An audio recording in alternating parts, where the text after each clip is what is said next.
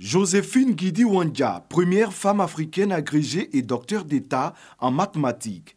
Un parcours hors du commun qui a inspiré d'autres femmes.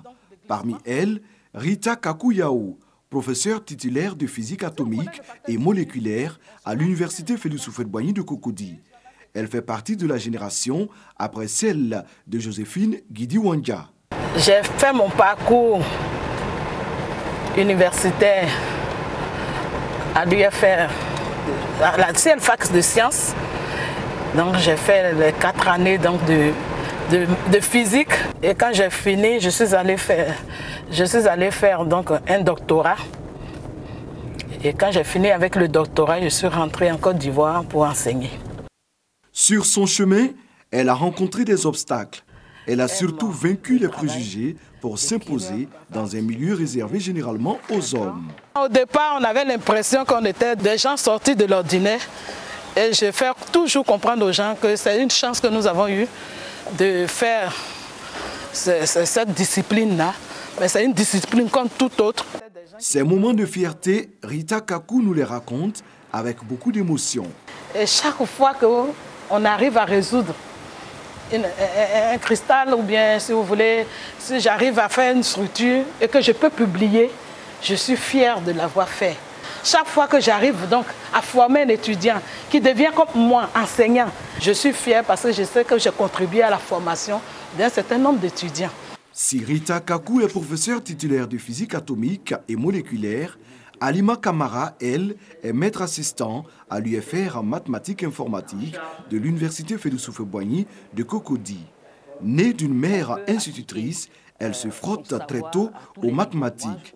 Halima va définitivement adopter les maths après un conflit avec son professeur, une Française à l'époque. Halima se considère aujourd'hui comme une femme de sciences accomplie et elle en est fière. Ma fierté, c'est d'avoir réussi à ne pas me faire envoyer du département de mathématiques et d'avoir réussi de contribuer petit à petit à favoriser la venue de filles dans la discipline. Selon Halima, la tendance évolue positivement. De plus en plus de filles s'intéressent et excellent en mathématiques. Rokia Touré, étudiante en Master 1 de sciences physiques, en est la parfaite illustration. Elle nous raconte le secret de sa réussite. C'est pas aussi. Il faut prier Dieu. Il faut bosser aussi. C'est pas facile. Moi que je suis devant vous ici, j'ai bossé. Il y a des nuits même je veille. Je veille pour bosser, pour aller composer. Et souvent c'est pas bon, je pleure. Mais après, tu te ressaisis.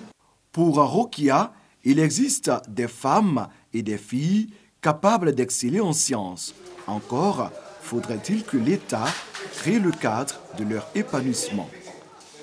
J'exhorte aussi le gouvernement à nous aider par rapport aux bourses, car ce n'est pas facile de voir une fille à l'heure là qui est en Master 1, qui travaille, mais ici c'est un peu lent aussi.